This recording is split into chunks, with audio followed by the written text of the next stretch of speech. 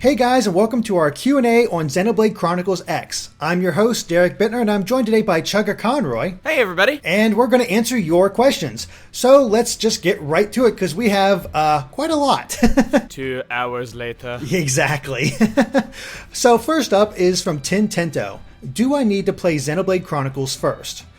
I think we can both agree that not really. No, you're going to miss out on some references, but nothing integral. Exactly. This is pretty much a fresh story with some callbacks to the original and whatnot, but you can go into this fresh, which is pretty much what I've done, and I feel just fine playing this game. Yeah, like, you and I have been able to talk, like, at length about what's been going on, and I don't think you've ever been lost on what's done. Like, I think there have been a few times, like, where I noticed references, though, that you didn't know were references, but that's really been about it. Yeah, pretty much. So, but yeah. Anyway, next up is Howie191. Are you using the optional data packs? Have you tried the game with and without? Now, yesterday I did post a comparison video showing how much of a difference the data packs do between without and with. But I think we can both agree that they do have a pretty major difference. Yeah, I will say that I love how when you try to enter that one door that like has that loading screen. I like how it asks you, "Are you sure?" It's like they knew without the data pack that it was going to take a while. Yeah, they definitely speed things up, but they do take a lot of space. I think like 10 to 15 gigs offhand. And so you definitely want to have the space or just get an external hard drive, which is what I had to do for this game in order to get it all. But you can still download at least the basic pack to improve load times. The rest is like how quickly your costumes or the Skells or enemies on the field load, which is, I think, also a noticeable difference. Yeah, they're definitely great though, but if you don't have an external hard drive, you can just do the basic pack for like, I think it's 2.5, 3 gigabytes, something like that. And it's honestly not like a lot of space for the return that you get off of it. Mm-hmm. Yeah, I think it's definitely worth it, especially since you're going to be playing this game for a long time. Yeah. Next up, we have Tom Plays, who asked that he heard somewhere that this game supports co-op play. Is that true? And if yes, how does it work? What can be done together? So we actually tried to test this. And tried. Yeah, emphasis on tried because we failed completely. Basically, there are 2 different ways you can do co-op. You can either go online and like register your character so that your friends or just random people online can recruit them into their party and basically have a more powerful party member for a limited amount of times. I think it's about 2 hours, correct? Yeah, it's 2 hours, and it's whatever arts and skills and equipment they currently had upon registering. Exactly. So you have that option, but there's also the ability to, I think, play together and work on certain missions. The problem is you have to unlock those by doing the squad missions that pop up as you play the game. Like, you'll see that little indicator in the bottom right saying, kill these monsters or gather these things. And if you do, your entire squad will unlock special things that you can access in your barracks, which allows you to do special missions that'll get you rare materials and items, or do co-op missions. That's the thing is, we haven't actually been able to try it yet because it takes so long.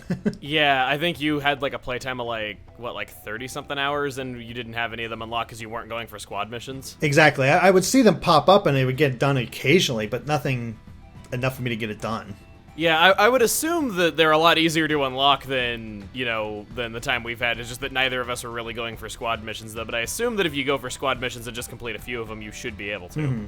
And you don't even have to, like, you can just mix it in with what you're doing at the time, because the squad missions, at least for enemies, they'll have the squad mission symbol above enemies. So as long as you, like, see those and take them out when you see them, you'll work towards a squad mission and be able to complete those and unlock more. But unfortunately, neither of us have any experience with them exactly. The other disclaimer is that squad missions are designed to be 32 player, and like when the full game is released, that won't be hard to do because it just randomly cherry picks people that are currently online to like do them with you. But like when the game is not yet released, it's kind of hard to find people. Exactly, because from what we've seen, the online we can work with European players, but there's no Japanese players on this server that we're on. I've seen German, I've seen French, I've seen like a few other things. I have not seen any Japanese. Yeah, so that has an effect as well. But yeah, that's basically all we can really say about co-op as of right now.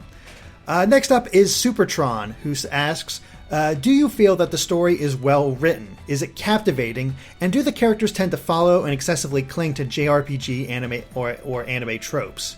Obviously, we don't want to get into any spoiler territories. No. I can say, yes, I do believe the story is well written, and it's well written in a way that's different from the original Xenoblade Chronicles.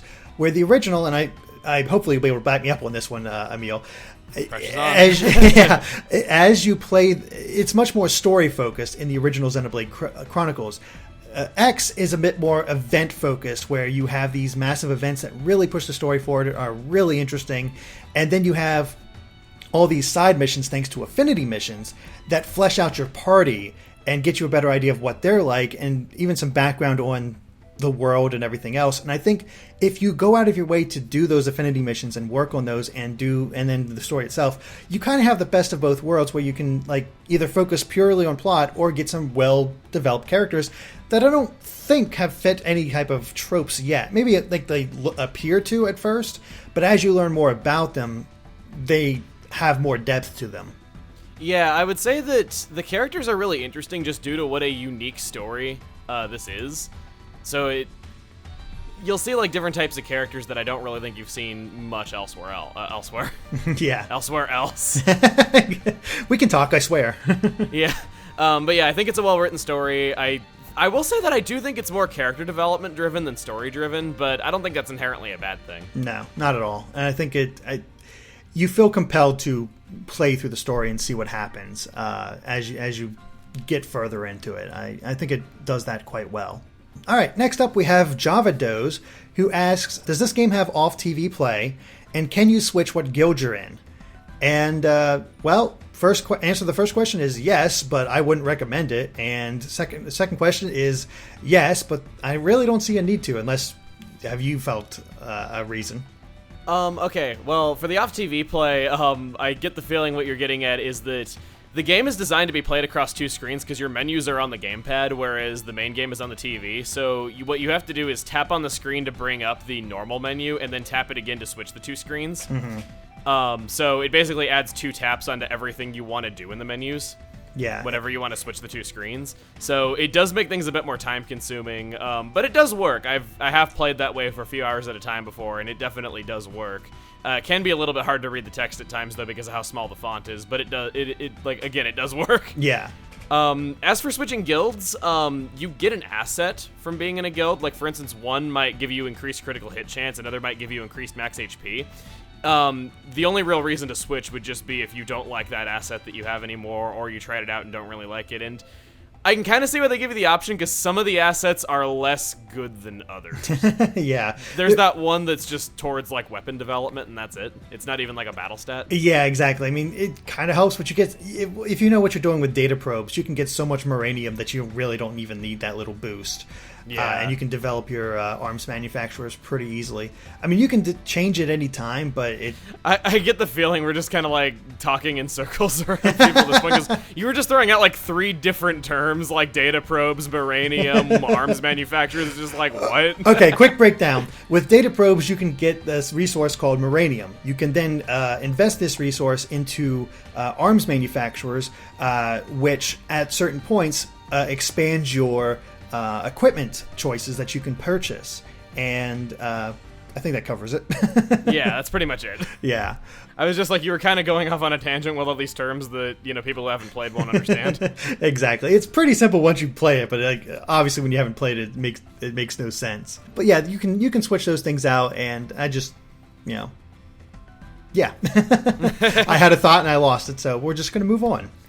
All right, Scott Elder asks, do you think the Avatar character works well, and are the Skells balanced well with regular fighting, or will you always want one once you get it? Well, I think the Avatar character works better than I thought. It's still a little unfortunate that your character doesn't talk during cutscenes or anything like that, but they give you so many options that you can choose this or you can choose this, and it'll affect the way dialogue plays out, that you do have a feeling that the game is developing as you play. You have your choices matter, is what I'm saying. Yes, I think they work really well. When you say that they don't talk in cutscenes, you mean that they're not voice acted in cutscenes. They do say things in cutscenes, it's just that it's regulated text because you're choosing what they say. It's a lot like Mass Effect, just without cross-talking where Shepard would talk. Exactly. And I think that they work as a character a lot better than I expected to, because they are really well integrated into the story. It's not like Tidus or Vaughn in Final Fantasy, who were not written to be in their stories, and like at the last moment they shoehorned them in just so that there would be somebody for the player to connect to. Because a lot of people know Final Fantasy X that Yuna was written to be the main character, and then they just threw Tidus in at the last moment. Yeah, I'm actually surprised how well it works having the avatar be the main character. Like I said, I'd love it for her or him to have a voice, but as the way it goes, I think it does work well enough. But you have a bit more experience with the Skells, since I've only just unlocked them and played around with them a little bit so far. Yeah, I currently have 3. Yeah, there you go. So how do you feel, just real quick, about how balanced they are compared to regular fighting? Okay. First off, there are times where you definitely want them. There's enemies that are really powerful. You can take things on that are higher than your level. You can also take on enemies that are giant and have tons of HP. The reason why you wouldn't want them is that, for one, they consume fuel, and that does cost currency to replenish, or you have to wait for it. The other thing is that if your Skell falls in battle, then, well, you either have to have Skell insurance or you have to pay for repairs, and the insurance will only cover so much. That can get really costly if you get too willy-nilly with using them and you wander into danger. The last thing is, you might want to have some party members in your party willingly not have Skells, because if you have some party members with Skells and some without, the ones without are given a buff to their defense stat, and I mean like a big buff. For instance, if you only have one person with a Skell, the others all get 20% buff to their defense for the whole battle. But if you have, say, 3 people in Skells and only one without, that one character without a Skell gets 60% increase to their HP, to their defense. Nice. So there is a reason to willingly have some characters not in Skells. However, don't mistake this. If you get out of your Skell willingly, or if your Skell gets destroyed mid-battle, you don't get that defense buff. It's only if you willingly go into battle without somebody using a Skell. Yeah. All right. So. I'm can't wait to try it out more. Just the direct recently has been keeping me away from it, and I want to go back and play. Yeah. The plot twist is that you are the analysis machine. Exactly. All right. Next up, we have Malagor LP, who asks, how long does it take to get your first Skell? I mean, if you go directly for it, I'd say a lot less, probably, 30 hours? But we were fooling around and taking our time, and it took me about 40 hours to get it. Same here. I was doing like all the side quests I could and trying to like boost affinity with everyone to like see those side missions and things like that.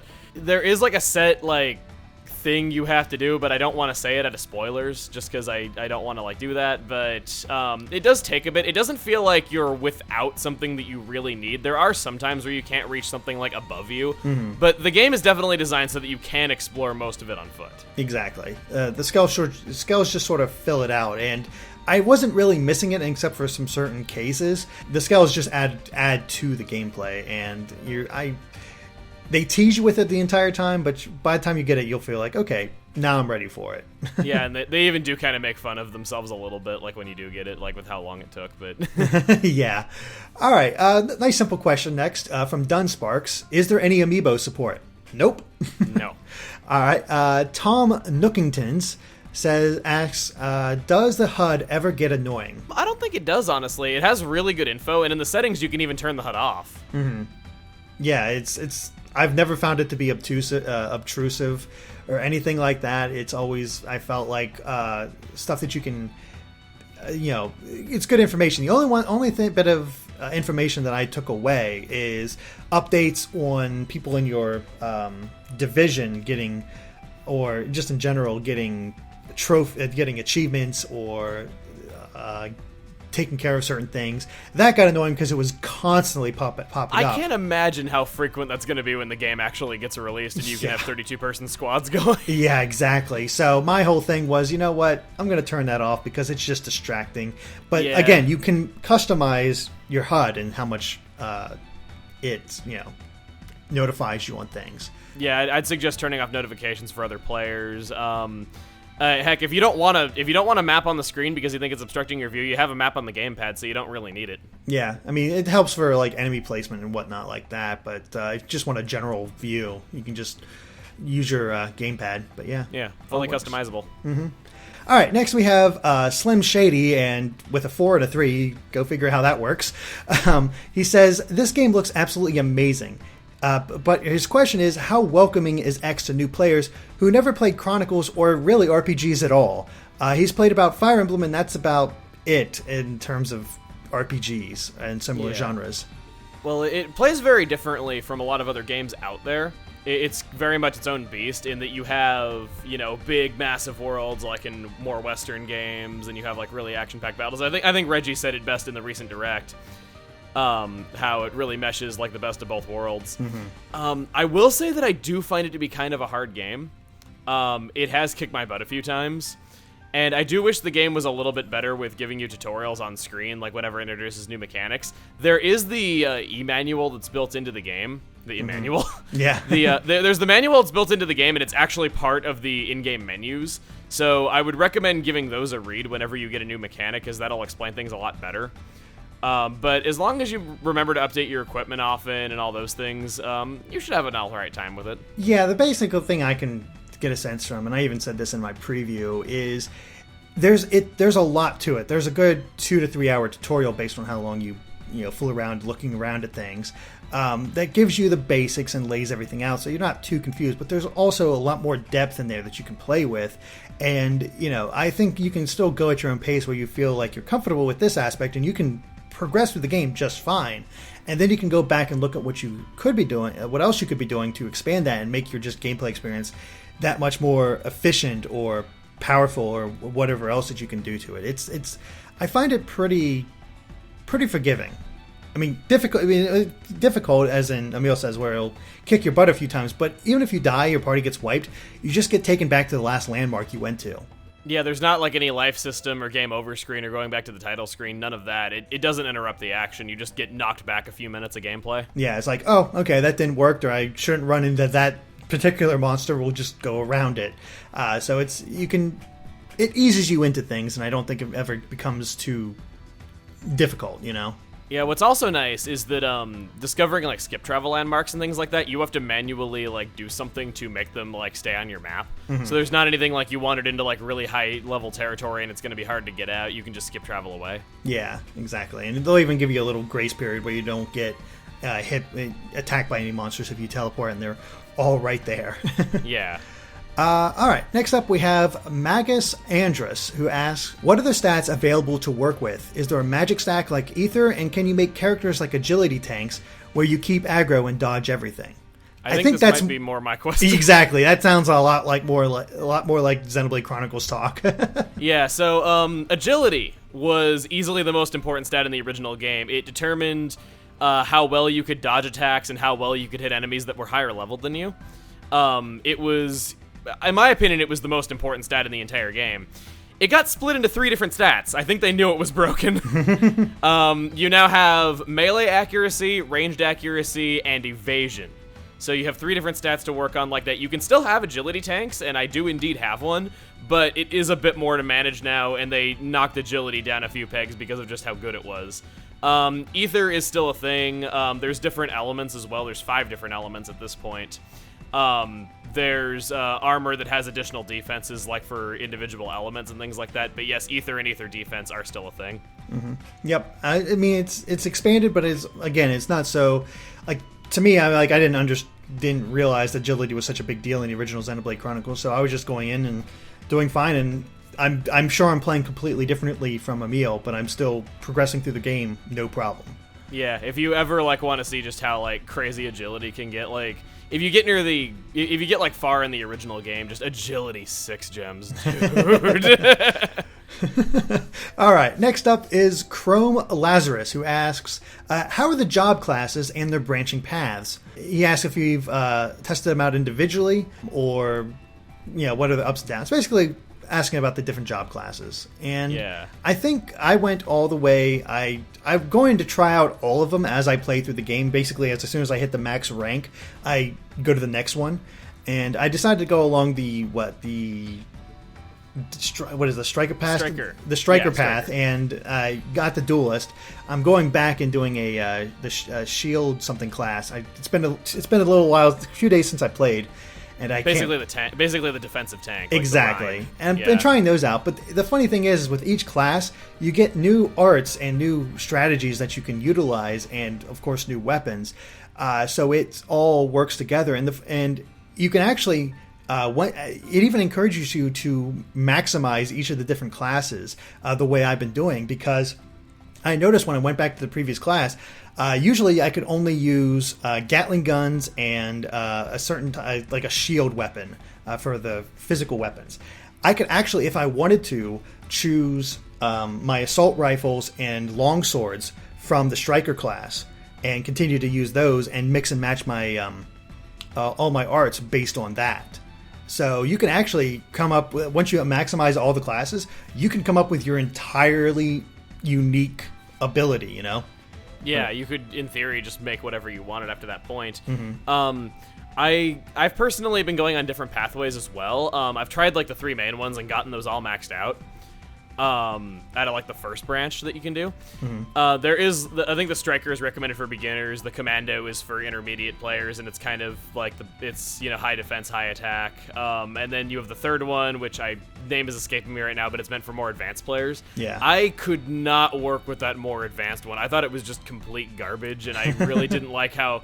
The thing I didn't like is that it's low defense, and the arts are practically designed to aggro enemies that are in the background. That was the thing I didn't like about it. Like, if you go into, like, a small cave where there's enemies everywhere, you are going to end up fighting that entire room if you use the arts in that one.